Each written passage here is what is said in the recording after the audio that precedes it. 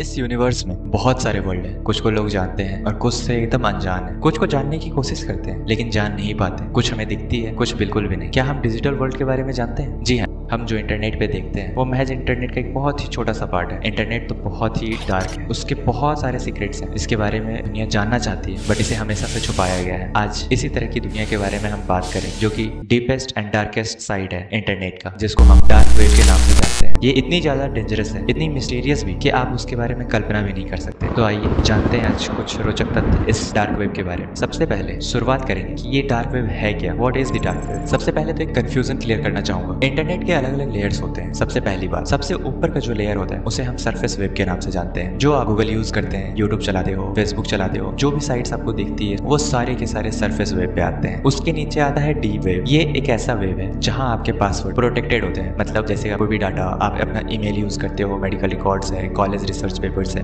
जो खास डाटा होती है उनको प्रोटेक्टेड करने का काम डीप वेब का होता है। और सबसे नीचे आता है डार्क, जो कि काफी मिस्टीरियस है और यहाँ तक पहुंचना थोड़ा मुश्किल है, नामुमकिन नहीं, लेकिन जाना खतरनाक हो सकता है। ये एक ऐसा पार्ट है इंटरनेट का जो कि इनक्रिप्टेड और एनोनिमस पार्ट होता है। इसे आप क्रोम या सफारी से एक्सेस नहीं कर सकते हो। इसके लिए एक स्पेशल टूल लगता है जिसे हम टॉर ब्राउजर के नाम से जानते हैं। जी हाँ, विदाउट टॉर ब्राउजर आप इसको यूज नहीं कर सकते। ये सिंपल क्रोम पे या सफारी पे आप यूज करते हो तो इसके बहुत सारे डार्क साइड्स हैं। चलिए अब जानते हैं कि एक्चुअली में वर्क कैसे करता है। जैसा कि मैंने कहा अभी कि इसे यूज करने के लिए आपको टॉर ब्राउजर नाम के एक ब्राउजर की जरूरत होती है। टॉर ब्राउजर बेसिकली एक ओनियन राउटर होता है जो कि आपके आईपी एड्रेसेस को मल्टीपल लेयर्स में ब्रेक डाउन कर देती है, जिसकी वजह से आपको ट्रैक कर पाना ऑलमोस्ट इम्पॉसिबल हो जाता है। डार्क वेब वेबसाइट्स .com या .org में नहीं होते, जैसा आप नॉर्मल साइट्स पे यूज करते हो कि आपने गूगल पे कुछ सर्च करा, कुछ भी आपको सर्च करना हो .com लगा दिया या .org। ये सारे आपके नॉर्मल वेब पे यूज होते हैं। डार्क वेब पे ये नहीं होते। डार्क वेब पे यूज करने के लिए आपको .onion का यूज करना होता है। कुछ डोमेन्स होते हैं, रैंडम नंबर्स होते हैं, लेटर्स का कॉम्बिनेशन होता है जो याद रखना थोड़ा मुश्किल होता है। बट इंपॉर्टेंट बात ये है कि इतना स्केरी क्यों है। कुछ लोगों के लिए ये प्राइवेसी का जरिया है और कुछ के लिए ये अपने इलीगल काम को छुपाने का तरीका। जी हाँ, डार्क वेब पे बहुत सारे इलीगल एक्टिविटीज होते हैं। एक्चुअली सबसे ज्यादा पार्ट डार्क वेब को यूज करने के लिए इसीलिए किया जाता है क्योंकि यहाँ पे इलीगल काम होते हैं। नाउ अब हम बात करेंगे कि what you will find there, क्या आपको मिल सकता है,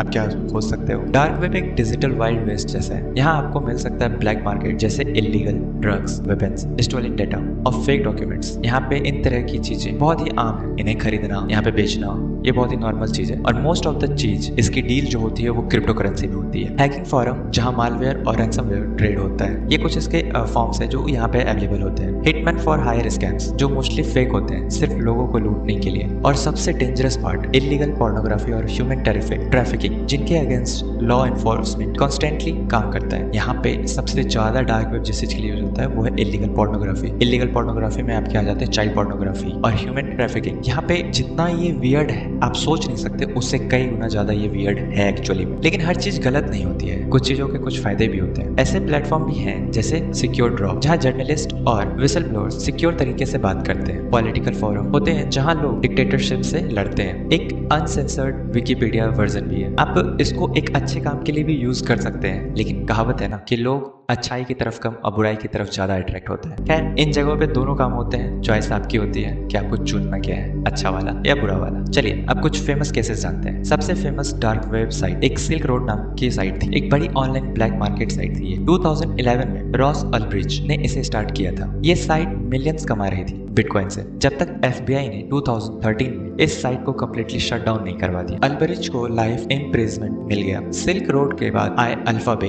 हंसा और दूसरे ब्लैक मार्केट्स। इन सब पे भी FBI की नजर तब पड़ी जब ये बहुत ज्यादा मार्केट में रन होने लगा और इसके थ्रू बहुत ज्यादा इलीगल एक्टिविटीज होने लगे, तो इनको भी बाद में कम्प्लीटली शट डाउन करवा दिया गया। कई बार एजेंसीज खुद एक फेक मार्केट प्लेस बना के क्रिमिनल्स को ट्रैप करती है। इस तरह के क्रिमिनल्स को पकड़ने के लिए कई बार एजेंसीज जो होती हैं वो एक फेक साइट्स बनाती हैं जो सिमिलर उनके साइट से मिलती जुलती है। इसके बाद उस साइट का यूज किया जाता है मेन क्रिमिनल को पकड़ने के लिए। मेन पॉइंट जानने वाली बात ये है, is it illegal to visit the dark web? तो बात ये है, और ये सुन के आपको शौक लग सकता है कि डार्क वेब एक्सेस करना इलीगल नहीं है। टॉर ब्राउजर यूज करना, .onion साइट देखना, ये सब बहुत सारी कंट्रीज में लीगल है। इलीगल ये तब होता है जब आप वहाँ पे कोई गलत काम करते हो, कोई इलीगल ड्रग खरीद रहे हो या बेच रहे हो या बहुत सारे आप डार्क कंटेंट को एक्सेस कर रहे हो, तो जाके वो इलीगल होता है। अगर आप सिर्फ अनसेंसर्ड न्यूज पढ़ रहे हो या किसी पॉलिटिकल फोरम में हो तो दैट्स फाइन, लेकिन अगर आप एक fake ID, stolen credit cards या मालवेयर खरीद रहे हो तब आप क्राइम कर रहे हो। So beware. Now should you visit the dark web or not? तो क्या आपको डार्क वेब एक्सप्लोर करना चाहिए? सिर्फ तभी जब आपको पता है कि आप क्या कर रहे हो। ये जगह स्कैम्स, ट्रैप्स और मालवेयर से भरी होती है। एक रॉन्ग क्लिक